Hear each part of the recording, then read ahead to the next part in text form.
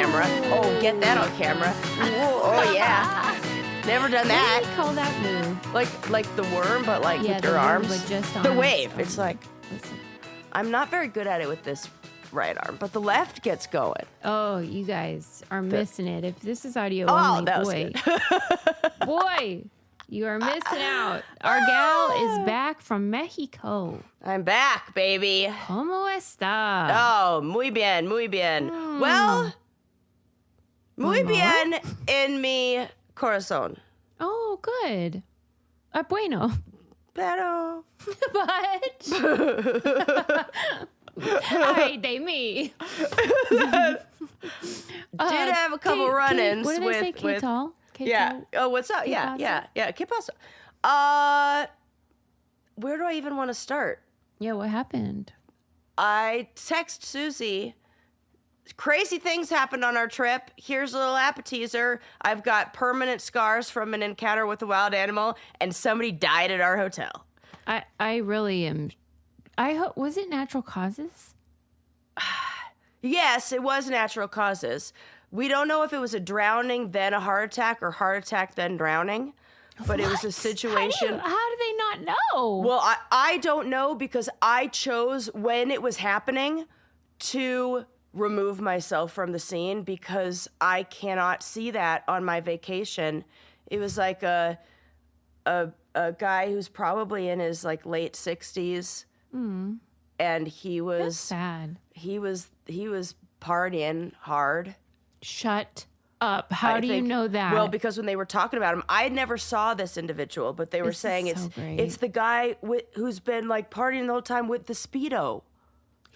Did you see him when he was alive? No, I did not see him Thank alive. God. No, Don't you think that would make it worse for you? Absolutely, Susie. Both. That's why I couldn't, because let me tell you, the vibe at a hotel changes when one of the guests dies on the beach. That's where he died, on the beach, with 100 people. In the water? On the sand. And Like, you realize how he was just laying out? That's the part I don't know the details of. But he was on the beach He doing was on whatever. the beach doing whatever, and there's this little Speedo? in that Speedo, and like there's drink service down there. There's this little area where Amy and I were just swimming and snorkeling the whole time. Wearing a Died Speedo. doing what he loved. Susie, I made so many jokes. Then I kept saying too soon, which then was so bad. But I was like, this is how I cope. This is how I cope. We didn't know him. Everything then became funny to me because I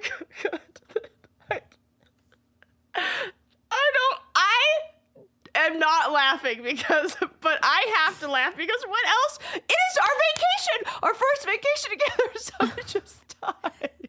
Like, they say like, oh, rain on your wedding day, bad luck.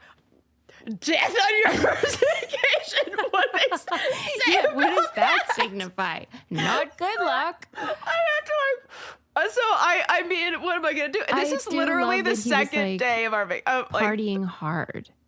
Yeah, yes, he was partying hard. That was like the whispers from the people who had been at the hotel for a while. Shut up. And this is when it happened. You must have been so happy. This is so bad for that man and that man's family. But for content, I'm going to hell. No. Because I don't believe in that. He sounds like the kind of guy. Because I'm an atheist. He sounds like the kind of guy that would really love. He would irreverent. He would love this. Based on what I heard about people, I believe the Speedo was pink too. The whispers. So he would actually love this. He probably would think that this is. He's like, I'm just happy they're talking about me. Like he seemed like good times such party thing guy. As bad press. Yeah, and so something happened, and it really it shows you how scary things can be if you are in an area that does not have immediate medical response. You said it. That is something that we take for granted in this country. Holy shit. In a lot of places. Yeah, it's like not an emergency, not urgent. They arrived by boat 45 minutes later. There was no way to get Why this person boat? to. Well, because Where it's were at. you? We were on Cozumel, this island off yeah. of Cancun. So it's an island, and it's there. The emergency service. It's There's just like the a island is not Band-Aid. equipped. You could drive from one end to the other. I don't even know if it's 2 miles across this island. This is small. Right. So they have just like the bare minimum. Bare minimum. And the hotel that we were at is at the very, very, very tip where we were a good half an hour drive to the ferry, to like the downtown area. So there's no ambulance service like that. There's nothing that they're going to do. And then That's wacky. well, do you remember the guys who would be the ambulance drivers and stuff like that, or the paramedics that would be on our show, on the challenge, that would be there in case something happened? That's who showed up in an emergency. Yeah. And these are guys who are... It's like the mall cop of paramedics. Absolutely. We would joke in Thailand, the guy, like, he would just get more and more casual, and the buttons, he started with like all 10 of his buttons done, and by the end of the season, that shirt was fully open and the belly was out. That's really funny. And, but true and also. it's so accurate, right? So that's who showed up, and that is, if you go into like cardiac arrest, you're not gonna have a I don't know, they didn't have one of those machines. What are they called? Defibrillator? Defibrillators. I don't know if there was a defibrillator at the hotel. That's insane. I didn't personally see anybody there's doing. pulls and They stuff. did. I know they did compressions, but somebody said they did chest compressions for like a That's half fucked hour. up. And You're lucky to be alive. I know, because Was this man with someone? I don't know. I couldn't get the details because I knew what that would do to me on my trip. You couldn't make these kind of jokes. I Once couldn't make you this knew kind of too jokes. much. Yeah, and I couldn't. I have to be. I told Amy. I told my girlfriend. I said I either have to be all in or all out with this. If I see who's involved, I will then have to become the therapist for them for the rest of this trip, and I'm going to have to go over and talk to them. It almost feels like it's a duty. Like, so I had to remove myself, and I said, "There's nothing that witnessing this scene is going to do to help it. I think it would help if we removed ourselves from this environment and let the people who need to help this man and the people who are involved do their job. And let's go." And we went to another pool and played the saddest game of Rummy Cube you've ever seen. Just like because you felt morose about it? Well, just because, like, what are you gonna do? You can't, like, what are you gonna turn up the tunes as the guy's getting fucking gurneyed out You down saw at the the other gurneying? pool? I saw the ambulance, the people rushing to him, and then I saw the wave that came from the beach past the pool to the hotel of people looking so sad. Oh my God. He must have been like the life of the party. I think he was. I think he was there. There was a group of guys who were there for like a month that were these like older guys who were there on a dive trip. I don't know if he was from that or if he just Yeah. met up with them, but I think he was hanging out with those kind of guys. And I think that this is an important lesson about balance. yes, it Can't is. party that hard. You can't. And my it felt man. like, it felt like there wasn't maybe some balance in this guy's life, or he was pushing himself in some way, or. Oof. Well, I wish they had doctors there for him, but I know one doctor that we have, and that is, and that is the Air Doctor Pro.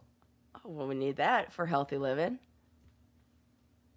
While we're alive, let's breathe some clean air. Susie, you can't laugh. You were doing real good. I thought I could do it. That's a great transition, though. Go back to that. Okay. No, but for real. I won't even look at you. I'm having a hot flash, though. Oof. Okay, we can regroup. Hold on. Okay. No, but for real. Everybody, despite you being outdoorsy, most of us, we're indoors all the time. Yeah. Especially me, because I can't even open my darn windows. Right. And so you can imagine how important it is that I filter this air. And It's thanks to Air Dr. Pro, I'm doing it. the air, we spend so much time indoors, and I think like the air indoors can be more dangerous than, That's what they say. yeah, like 'Cause it's air. disgusting. Yeah, and we think, oh, inside where it's safe. No, not if your air is gross and disgusting. And it always is. Yeah.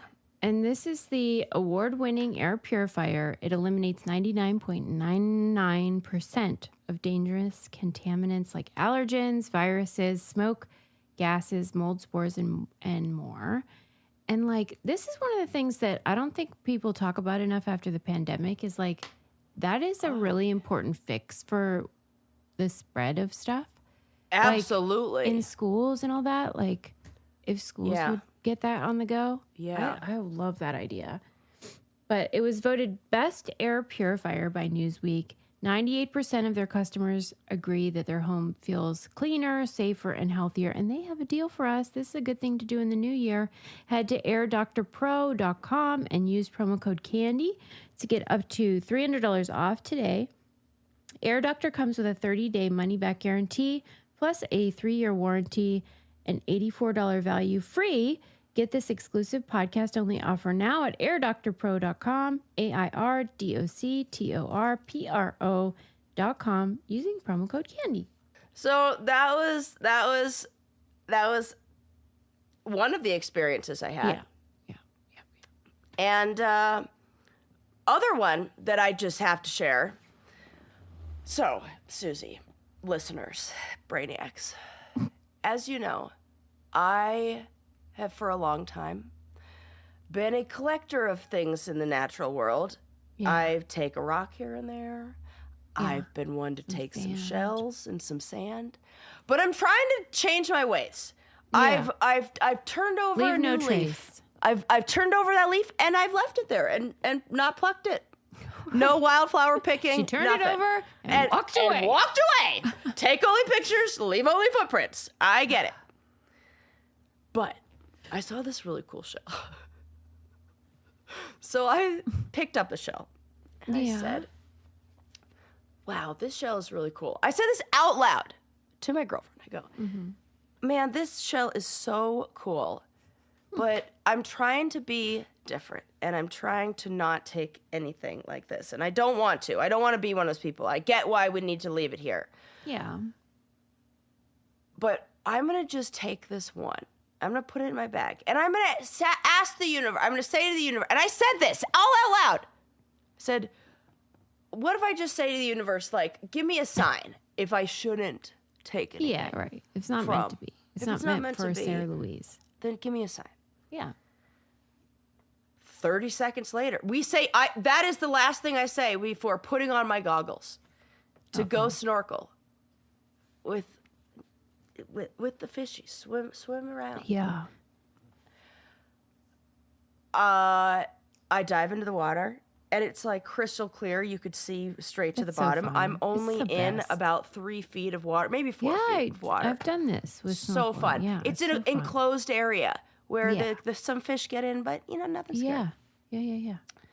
And I'm swimming. I'm like, we're like pretending we're mermaids and doing all the fun stuff that you do when you're like 12 years old and you're a girl, like in the water, when you like flip your hair over, make yourself look like Martha Washington, all those kind of things. We were doing all of it. Like, hold my hands, I'll go under your legs. You do backflip, blah, blah, blah. We were doing all that. But so we're swimming under the water. And I take a big scoop with my arms at the very bottom of the water. And it feels like my arm was hit with a soldering iron, or like I ran into the fucking third rail of the some electrical line or something like that. It felt like instant fire to my arm. And I jump up and I'm like, oh God, and I don't feel anything. There's nothing there, and Amy's right next to me and she's like, I don't see anything. There's nothing in the water. We can't see anything. But I'm like, I don't care if you can't see anything. I'm feeling something so bad. And then you meant you didn't feel any creature. I didn't feel Right, but you anything, felt but pain. I felt intense pain. Got it. I couldn't find anything though. Got it. I get out and the pain gets worse and worse and worse. It's in there. It's a different kind of pain than like a breaking a bone kind of pain. But It's this more one's like worse. fire? This is like I imagine a 3rd-degree burn would feel like. It's really bad. Yeah. And I, know that I was definitely just stung by a jellyfish. And it was like, I hate those fuckers. oh, dude. But I have they been need stung to by fuck off. I've been stung by a jellyfish before, and it was like no big deal. Like you just like What is brush their it off, problem? and well, most of them are just they floating around and they're just going with the current. So like when they come through, you like see a wave of them, and you're like, okay, I'll just like let the jellyfish pass. So I'm like thinking this is like the it's Charles gonna be no big Manson deal. of jellyfish. Susie, you are not wrong. So as the minutes go, I mean, I do what I do because I have a crazy high pain tolerance, and I'm not letting a jellyfish ruin my vacation. Mind you, this is day 1. We haven't even checked into our hotel. We haven't even checked into our room. Oh, we put on our bathing suits, and we're waiting for our room to be ready. When that and pink we're Speedo guy was still alive. he was still alive at this point. So, so I go back in the water, no big deal. And I know there's really like the pee on it thing is a old wives' tale. I've heard Diet Coke, but whatever. I'm just like, I don't even want to make You just have to get through it. You just have to get through it. And then some things will say hot water, cold water, salt water, fresh water. Everything is different. And then they'll say like, whatever you think is best for whatever feels best. It's very vague. And so I'm just like, okay, well, there's nothing I could do. And I didn't have any service. At that time, we didn't have the Wi-Fi password. So I'm like, I'm not even going to bother looking up like what this was, whatever. For the next... it's one of those things that definitely got worse before it got better. Oh, no. My entire arm swelled up. I started having not an allergic reaction, just the appropriate reaction to this specific jellyfish that spread all the way up my arm and my hand. I go to then I'm like, okay, fine, I'll go. They have a resort medic. So I'm like, okay, I'll go see the resort doctor or whatever. And I go there, and he's like, yeah, if it got all on more of your body, I would say, and if you had like shortness of breath, then, go get a shot for it. But, get some cortisone cream. So then I go to their gift shop at the resort. It's like $1,000. I'm not kidding. It's $50. I said, 50? Sarah's never going to do that. Never, ever. I would rather die. She would rather die. I would.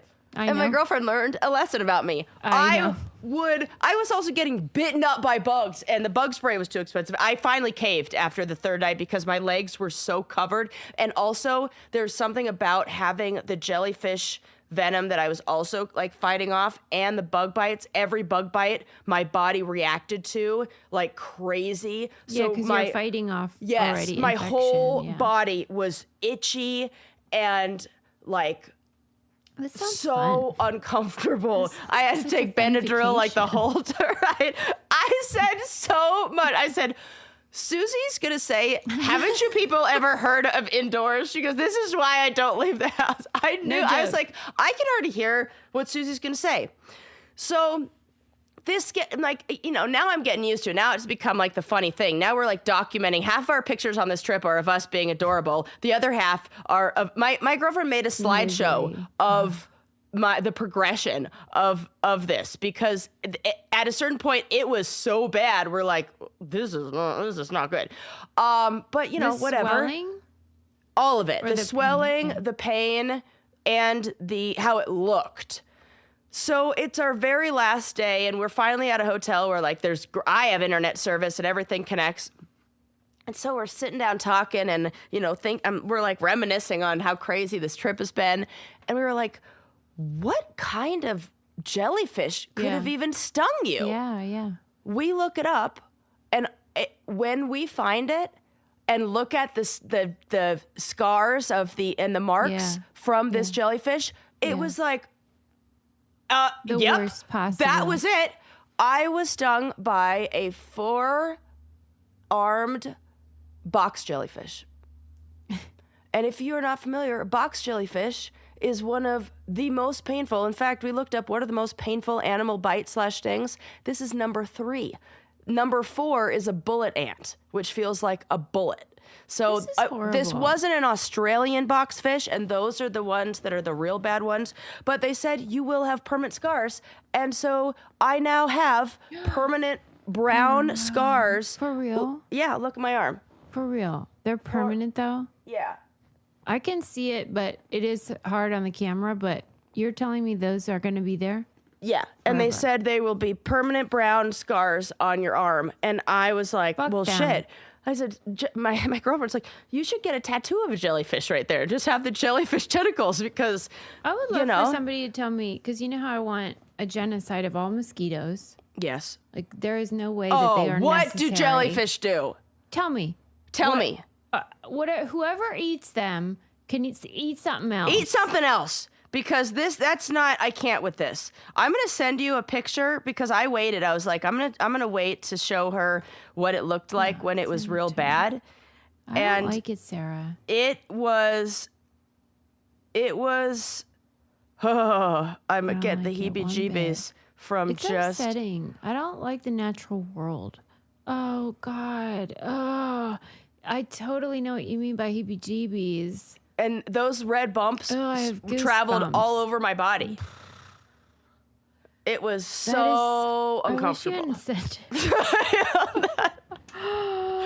Yeah, so I'm I'll make sorry sure to that post that montage with this happened. episode. Fuck But that. my brother's like, "What? Those are the coolest scars ever." No, and they're not. They're They're terrible. not. I really am, and it happens to now. I've got scars in the exact places where I don't have tattoos. The only place on my arm I don't have tattoos is now taken over. I'm going to send you a picture of what it looks like right now. My arm is hella dry, so let me make it not dry. Okay. It's terrible. Well, while you do that, I will tell people about something that is not terrible, and that is Rocket Money. And this is the perfect time of year for you guys to download the app. It's a free app. And it transformed my relationship with my finances. Oh, it's the That best. sounds so stupid, like hyperbolic and like, oh, influencer crap. It's not. This is the secret to like getting in control of your money, knowing where your money's going, knowing what subscriptions you have.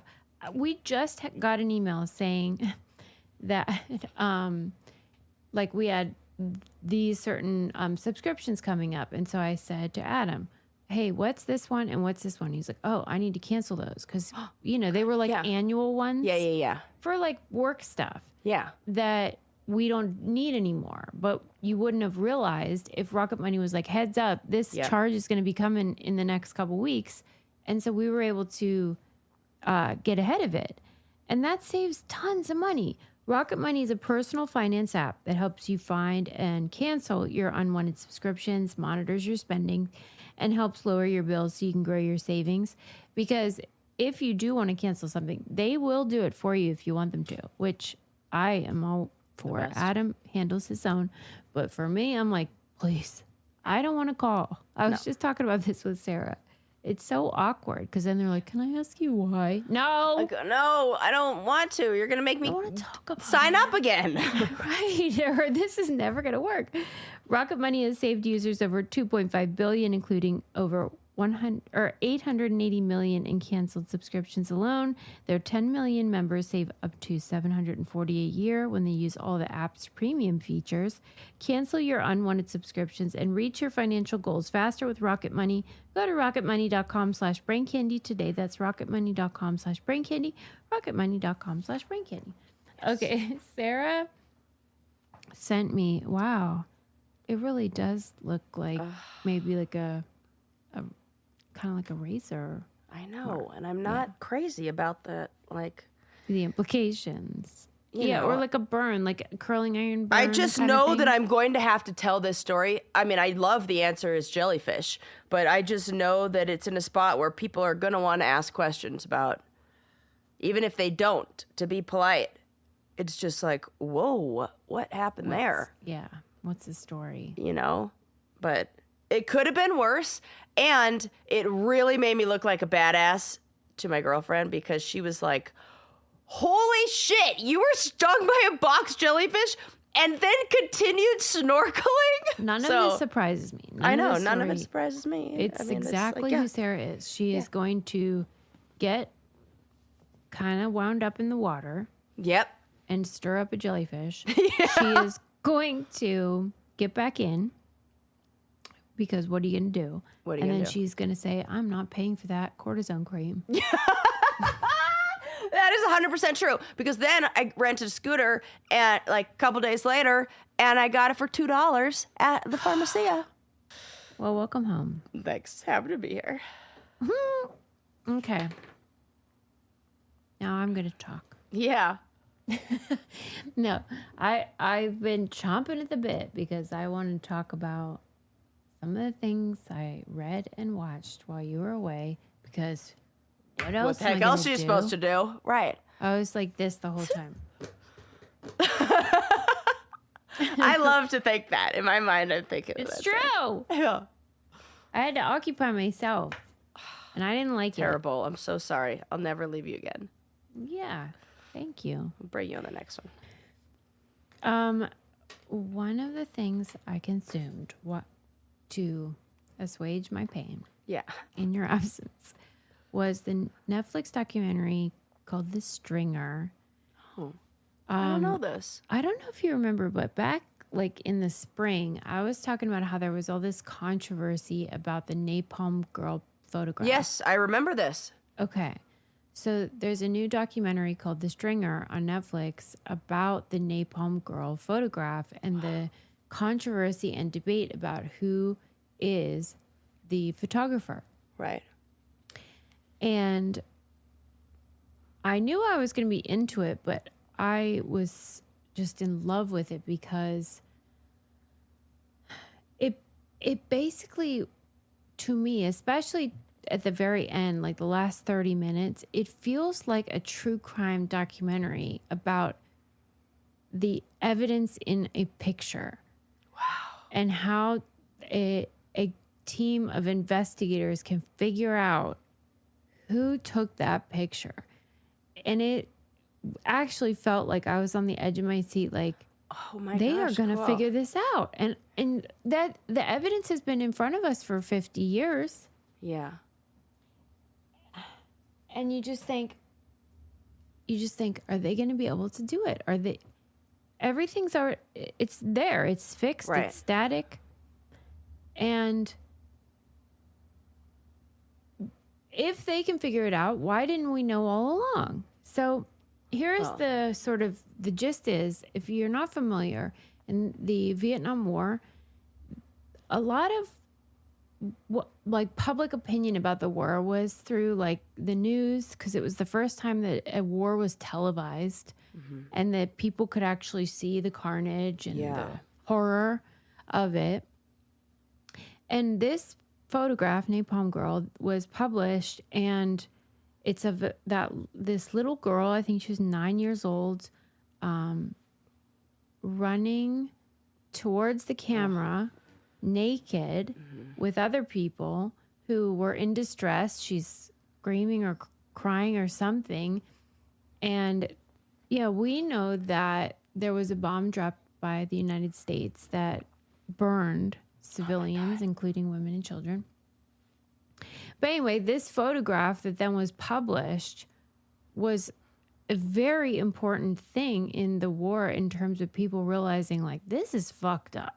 Yeah, yeah. And once people's opinion changes, then politicians change. So anyway, this had always been attributed to a particular photographer who was a staff photographer for the Associated Press. And about a year ago, somebody sent an email to a journalist saying, like, I was there. I know that photograph was not taken by that guy. It was taken by a local they're called stringers. And these are guys that are just paid like a day rate to like take as many pictures as you can. Yeah. and then you turn your film over and whatever, and you get your day rate. But they're still supposed to be attributed to that person, even if they're local and even if they're just paid a day rate. And so that began this whole investigation of like, who took that picture? This guy that has claimed that he took the photograph has made an entire career out of it. Right. He won the Pulitzer Prize. Oh my God. And for the last 50 years has been going on stages around the world talking about what happened, how it unfolded. Oh, at this point, I'm sure he's just crafted his own reality. Yeah. That's what I want to know, because I think that's more common than people think. tell me what you think happens. Like, let's say he didn't take the photo. Right. Let's say that. Let's say he didn't take it. The stringer took it. Yeah. But what he was given credit for, he then won the Pulitzer Prize for it. Yep. And then was paid fees for the rest of his life to talk about it. Do you think at a certain point that he believes his own story? Yes. Even if he didn't take it? Yeah. I do. Here's why. I can't remember what it was exactly. I want to say it was maybe around a memory of an injury or something like that. And the way that I remember what it was. My girlfriend asked me, what's the scariest thing that's ever happened to you in water? Because we were talking about this jellyfish thing that's clearly number one now. And I was telling her about a time when I had a near drowning. And I used to tell that story and amplify a lot of details to make it, like in the story I told, I would always say I was surfing. I was boogie boarding. And there were little things. And then I would say that, like,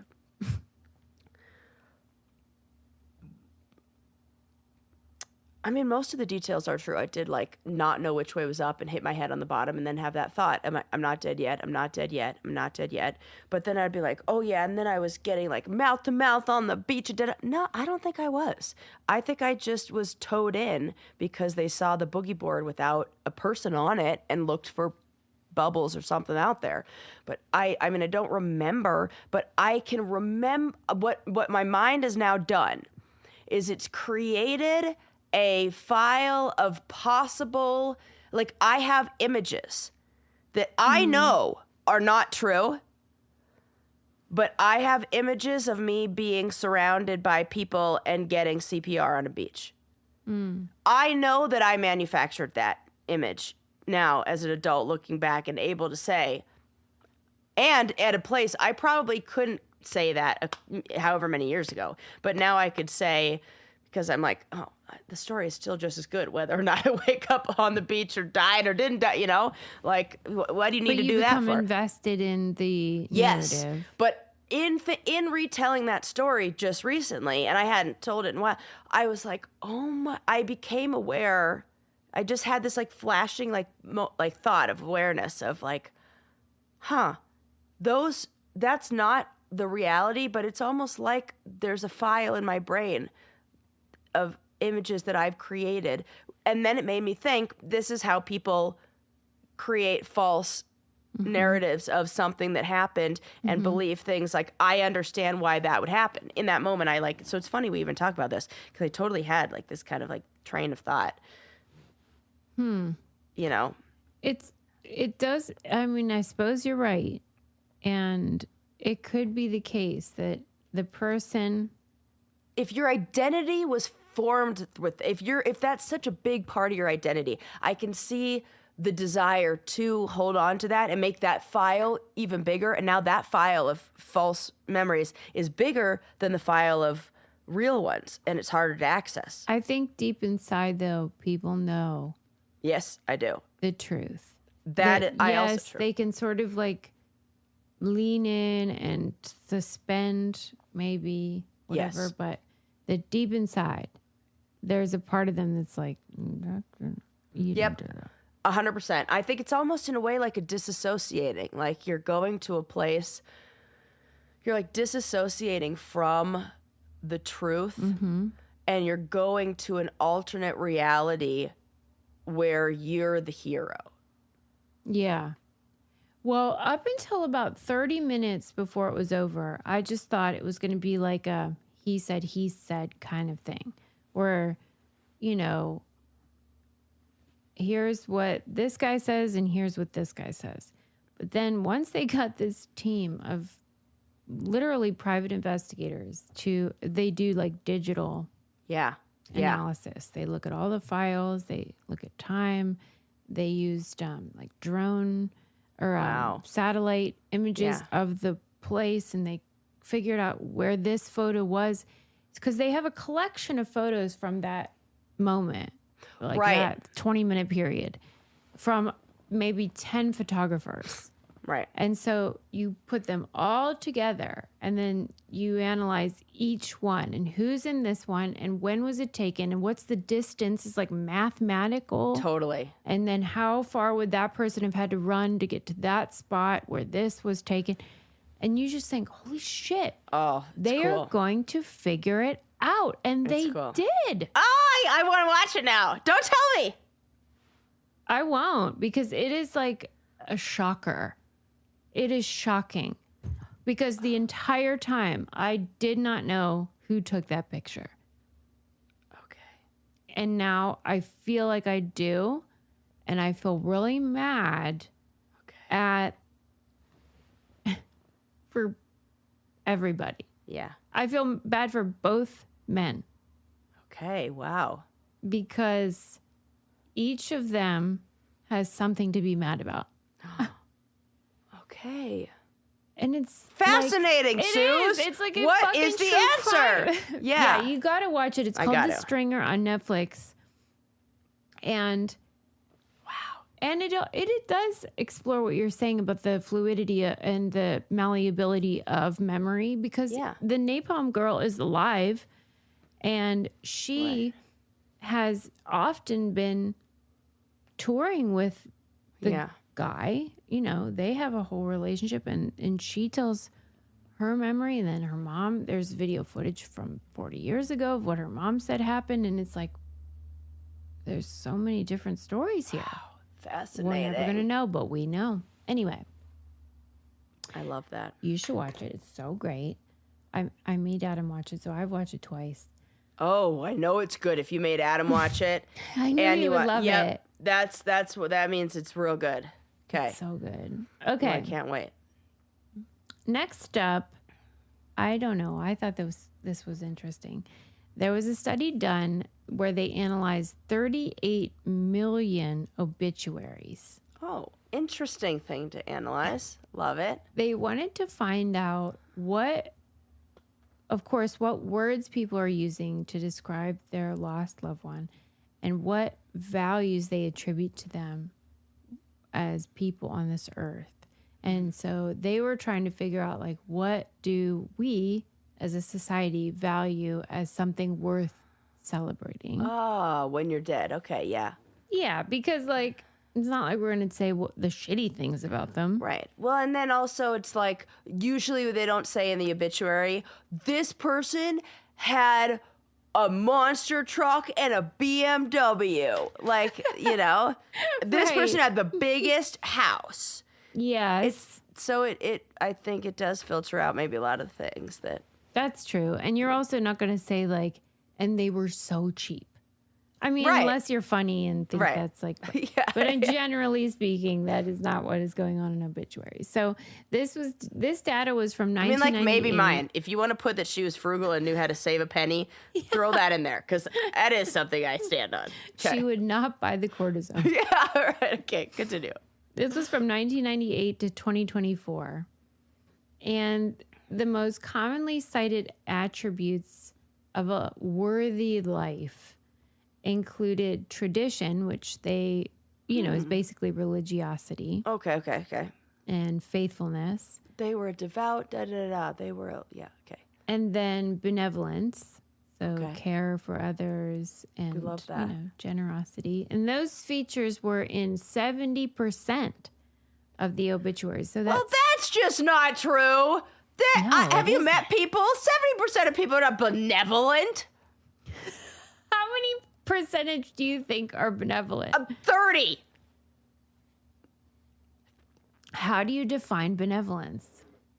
Like, how do you think of it? Like, as their defining characteristic, like in an obituary, like, well, I would say that they are like selfless and they are. That's different. That is different, I guess. Fuck, what is the nobody's definition? Fucking selfless. Well, yeah, you're right. Then what is benevolence? Then Like what is caring, generous, you're kind-hearted. Like you want to help people. It might not even be sacrificial. Serving a charitable rather than a profit-making purpose. Yeah. Kind with positive intentions. Kind. Okay. Yeah. How many people are kind with? Okay, maybe I'm not being generous enough. 70% sounds about right. I hope that 70% of people are benevolent. I would say they are. And at least they are trying to be. Okay, I would agree. You're right. And it's you're right. I'm thinking what happened on this trip? You're right. I mean, I just like I think I put it up with like when I hear that word, I imagine sainthood. Okay. Whenever, you know what I mean? Let me say what I think it is usually used as. Yeah. Benevolent versus malevolent. Okay. So we're just it's categorizing like good intention versus bad. Then 70%. Yeah. Absolutely. I totally agree. So. Okay. So people were emphasizing that, which means that's something we value. What I found so fascinating about the study, though, is it was done over such a long period of time that they were able to track like the ways that historical moments shifted our language about our characteristics. So like after 9/11, the language changed in the way people described their loved ones. So terms like caring, loyal, service showed up more often. Mm-hmm. So, and they said that it was particularly pronounced in New York. So those things, those virtues must have been, maybe on the news. Valued. I wonder, whatever. And it was only 95 till 2000. 98 to 2024. 98. Yeah. I would be interested. I mean, I would be interested to see what it older ones, like around times of war, because I think that might stand up as far as like totally consistent. Because even just during this time period, it said after the 2008 financial crisis, achievement became something that was less. Wow, mentioned. Interesting. It's so like what's going on. Yeah. In society. And then it said that after COVID, this I would love your theory about. After COVID, terms like love, sympathy, and family declined sharply and has not been the same since. What? Shit, man. That I thought you were going to say the opposite. Me too. Okay. Here's when I had on my other podcast on This Changes Everything, I had a guy on who talked about like social norms and how we communicate and connections. And he said that there was something that happened where not only was approaching people and getting close with people or even being around your own family seen as something we're not supposed to be doing, it was seen as something that was dangerous and could harm somebody. So that idea that being even close to our family could harm them is such a we don't know where to put that in our mind. Like the human brain doesn't. That's so backwards and goes against animal instinct that says we are a communal people. We need others. Smile, move towards people. This is saying others are, and that we have not yet bounced back from that or adjusted. And I think that's a kind of. Why do you think sympathy would also have declined sharply? Because others are dangerous.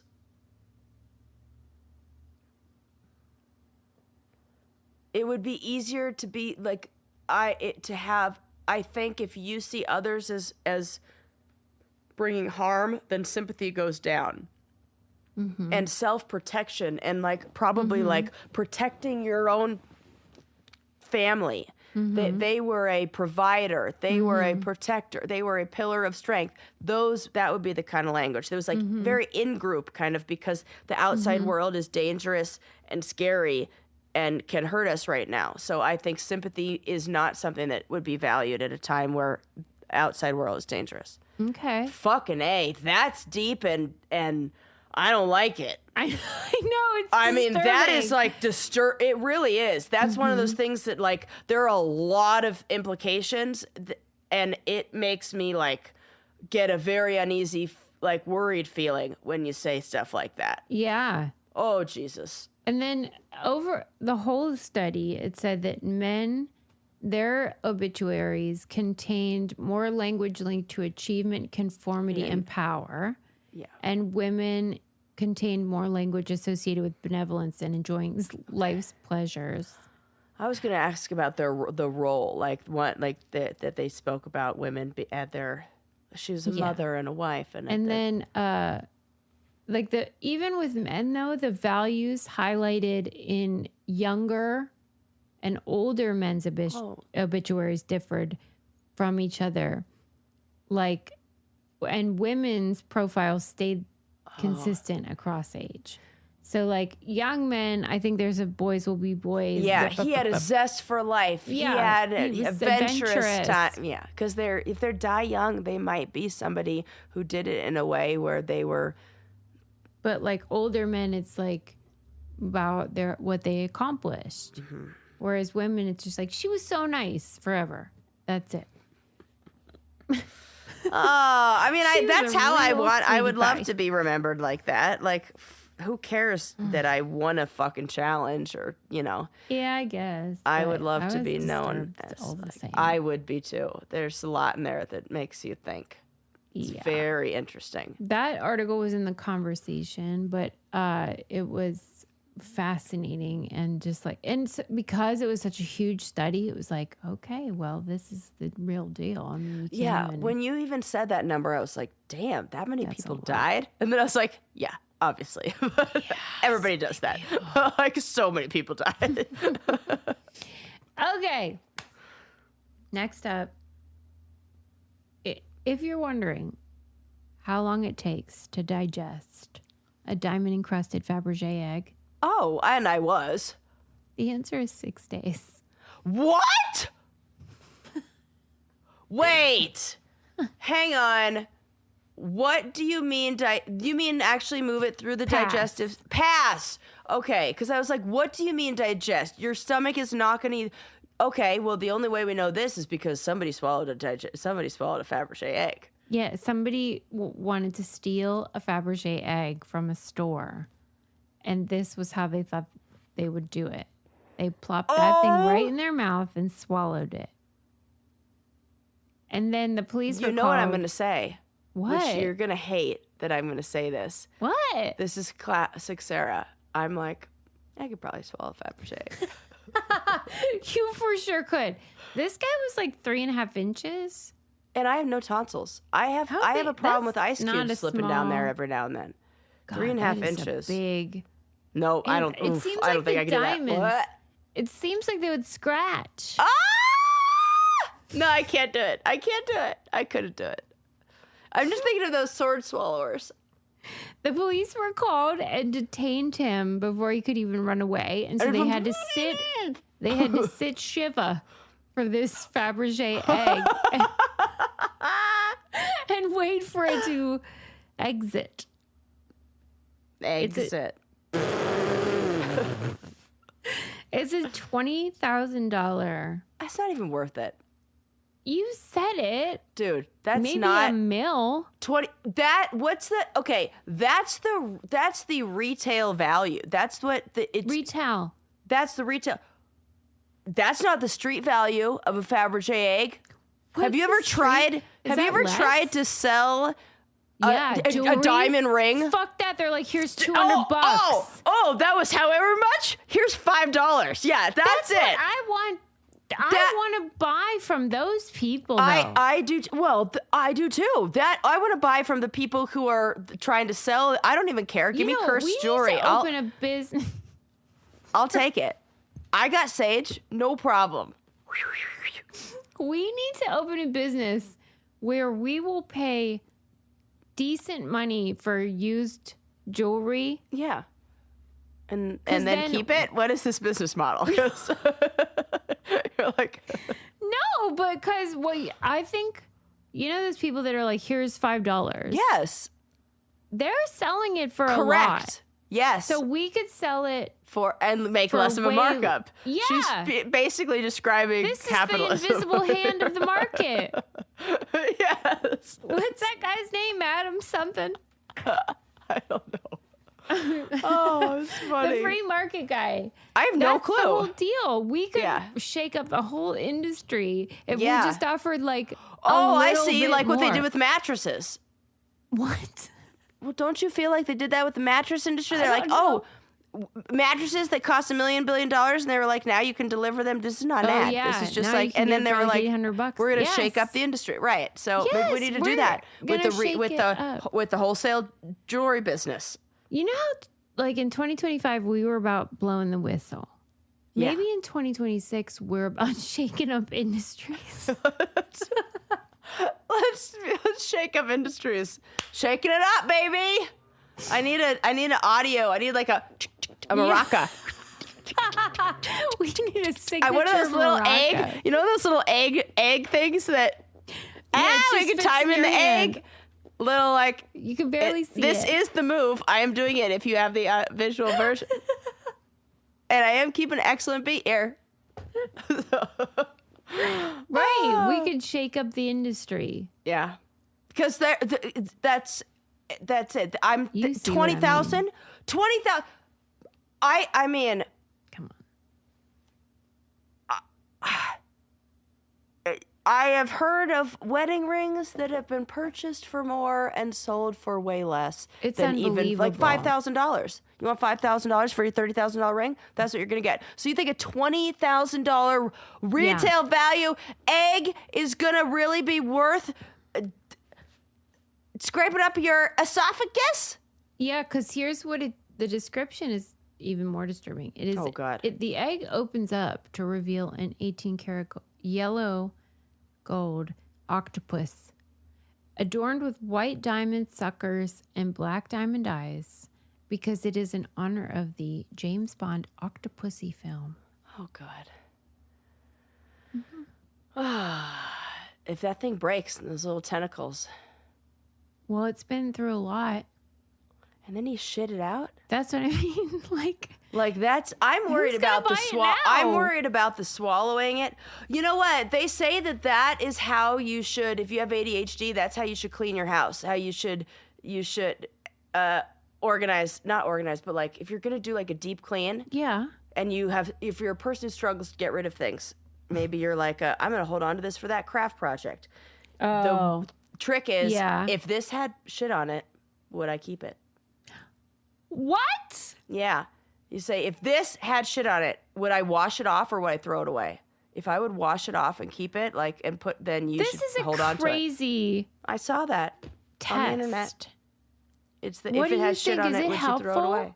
I don't know. I've never really tried it, but if I Okay, this let's do cup, one. This cup, let me think. Okay, I mean, That's sentimental good value. question. It is. I would keep it because it's a Harris for President mug. And this feels like it's an artifact. So I got to hold on to that. And I would probably wash it off if it had shit on it.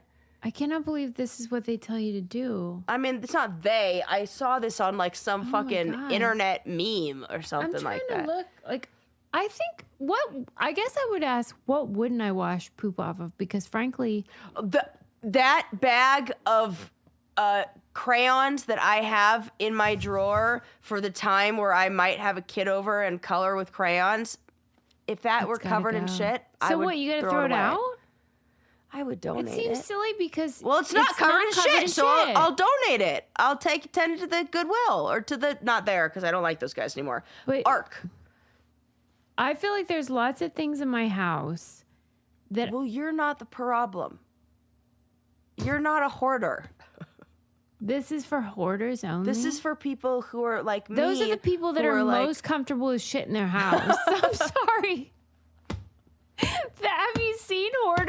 Yes, this is shit for everywhere. This is for you're on the board, like somebody like me who it could go like you open up a drawer and you have to do that, Sarah. Do you really need this? Like, what do you keeping that you think you shouldn't besides crayons? Well, that's like art. It's that kind of stuff. Like, oh, okay, I'll look at what is right next to me right now. Oh, here she goes. Here she goes. Okay. I happen to need a thing of I needed some fishing wire the other day. Fishing wire. To hang up a little thing that we got in Mexico. But in this bag right here, I have more fishing line.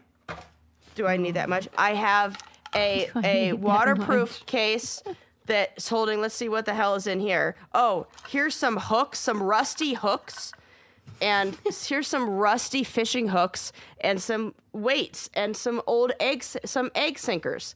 So do I need that? You know the last time I used this was probably 10 years ago in Costa Rica. They're rusty now. I wouldn't even want, what do I have that on there for? Why do I have that? Mm-hmm. Then I also have this Salmon Egg Company cheese fish bait. I've got a thing of fish bait right here. Oh my God. If this were covered in shit, I wouldn't keep it. No, you Do you see what I mean? It. Yeah. You don't have this. Regardless. Right. Like, this is not a problem for you. Okay. Why am I yelling? But do you see what I mean? So you're in this thing is of a like, very what handy. if? Yes. Because I was like, what if I need fishing line? And which I did.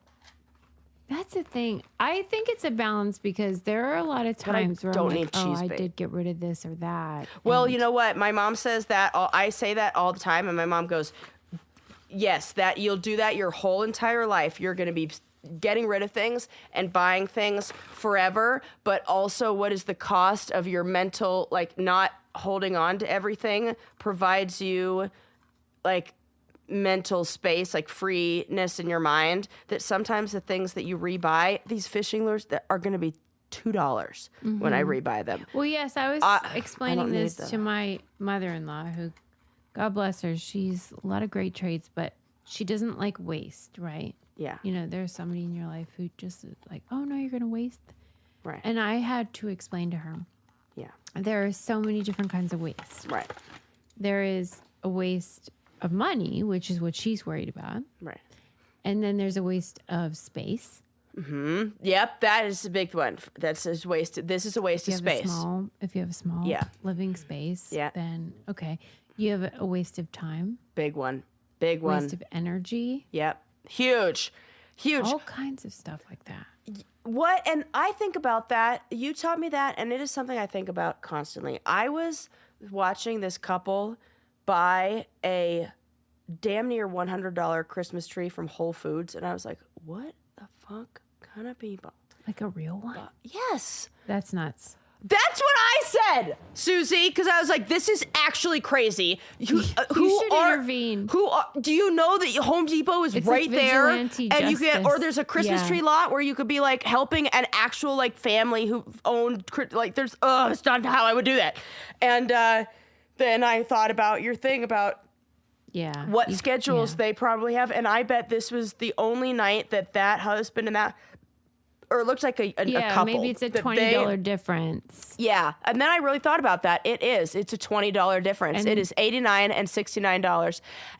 And it is a $20 difference, and that might be the only time that these two have available in their schedules, because they looked like they were like hard working. And I was like, wow, I don't have the full story. Shut the fuck up, Sarah. So I had that whole thought. Yeah. Tis the season. I know. We have learned so much from each other. We really have. And what I learned from your Mexican getaway is no thanks. Oh, another funny Although I love part. snorkeling. Another funny part to that story is the day after that happened, and after, where's my phone so I can send it to you? The day after that happened, there was a sign that was put up at the beach. It said, Because warning, you dangerous animals. And then, like, the next day, and then it was gone a few days later. Do you think it was because of your injury?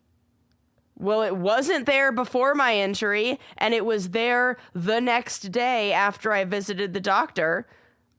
I'll show you the sign. Because they were like, that bitch got stung by a box. Yes, this guy. was the next day. Oh no. Sarah.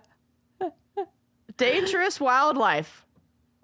Caution. Fauna silvestre peligroso. Yeah. There were also crocodiles in the water, so. Why? Yeah, saltwater crocodiles are a big Fuck thing. them. I know. life on this earth. I was like, Susie's gonna love these stories. What are we doing here? Yeah, they'll get it. They'll get your dogs if you don't want to go in the water in the early morning. It. I don't know either. We shouldn't be here. That's for sure. And the animals are just letting us hang out. If they wanted to, I mean, in 2 seconds. Like the jellyfish took me down. And by the way, I also learned that the box jellyfish are predators. They actually swim and they have eyeballs, and they can direct. They're the only jellyfish that can. We have to eradicate them. I mean, they're gonna take over. Yeah, it's not safe out there. I don't know. This should be like the Jaws 6. Yeah, just jellyfish. no Jaws. How come nobody's done a scary about that? Yeah, it's because I guess it's not very fast, Jaws. Right? Because they're like, Sarah, we just pick it up with a net. Not that scary, but they are fucked. All right. Well, I guess we got to go. But thanks for coming home safe enough. Safe enough, and I would do it again just for the content. R.I.P. guy at the hotel. Yeah, R.I.P. that guy. R.I.P. that guy. Fun Speedo guy. Yeah, my heart goes out to Fun Speedo guy and his family. I mean, I know, no joke at all. Way too young to die. Yeah, he was too young, and it was sad. And I felt sad for who I really felt sad for, that I was like, I can't even know who this person is, because I already said, it's like, I gotta hug the staff and talk to them. But the man who pulled him out of the water was like a young guy. That's not fun. No, and that would be so devastating. He was in the water. Okay. Yeah. And because you know how they don't know if he drowned and then had a heart attack, or had a heart attack and like if it would happen, but something happened in the water where they pulled him out of the water. Well, I love a toxicity test. Is what Oh, 100% for a bunch of stuff. That's word on the street. Word on the street. Well, I was watching a lot of the Dick Van Dyke content because he's now 100 years of age. Yeah. And I love him with all my heart. And he was doing an interview where he talked about, inevitably people were like, what's your secret, blah blah blah, and he's like, listen, I don't know, but I feel like a lot of it is having good attitude and just being optimistic and positive. And he said, my dad, he was always angry at something, rant and raving, and hated people. He said, I've never been able to hate anybody. Even if I disliked somebody, I didn't hate him, blah, blah, blah. Yeah. And that the dad died at 74, which to Dick Van Dyke seems like too young and all that. Yeah. And Dick's I think that really had an effect on his longevity. And I just thought, I am fucked. That was what I took away. Oh, no. No, you have all the other things that will keep you alive. That is just a funny punchline. Okay, well, maybe, but that's Because really you're what I thought. benevolent. Thank you. And, well, not the other thing. And you're physically active, and you work on I connections hate so with many people, though. Like, that's what I want to do is that Howard Stern montage of all the things I hate. It is very funny. Because I hate so many things. We do, and we do hate a lot. Maybe it's okay to hate things, but not people. That's fine. Yeah.